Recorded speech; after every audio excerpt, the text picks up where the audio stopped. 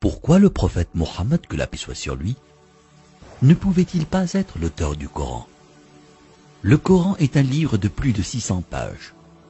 Il couvre un large éventail de sujets. Il s'est révélé graduellement sur une période de 23 ans. Donc si un homme écrit le Coran, nous aurions déjà un certain nombre de problèmes. Si vous allez écrire un livre comme le Coran et prétendre qu'il vient de Dieu, vous ne devriez pas commettre d'erreur. Le livre ne doit pas se contredire et vous devriez le garder, ainsi que son message, cohérent, progressivement sur une période de 23 ans. La grammaire doit être la même et le style doit rester le même. Si le Coran ne vient pas de Dieu, il devrait l'écrire lui-même. Cela signifie qu'au milieu du désert d'Arabie, sans livre et étant lui-même analphabète, il devrait savoir la loi, les droits civils, les droits pénaux, les droits familiaux, les droits du travail, les droits militaires, les droits des préjudices personnels, les droits fonciers, les droits fiscaux. L'histoire, sans livre et avec peu, voire aucune présence chrétienne à la Mecque. Il faudrait qu'il sache les histoires et les événements de la vie des prophètes avant lui, l'histoire des nations passées, les pratiques religieuses des autres religions.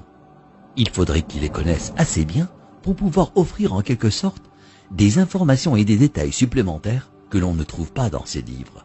Il faudrait qu'il sache comment développer une nation, un gouvernement, connaître le culte et la purification, inventer des lois alimentaires, connaître la psychologie, à propos de l'éducation des enfants, l'arbitrage, la répartition des richesses, la finance et les affaires, la science, l'embryologie, l'océanographie, la tectonique des plaques, la formation des nuages, les rayons ultraviolets, les plantes, les montagnes, les abeilles, le cerveau humain, le Big Bang, l'expansion de l'univers.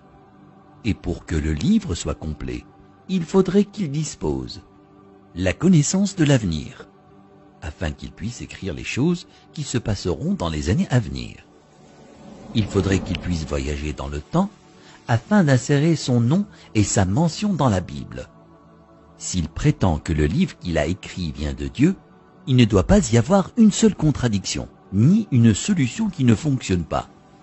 Il doit également garder ses émotions et sa vie personnelle en dehors du livre. Le livre ne doit pas refléter les moments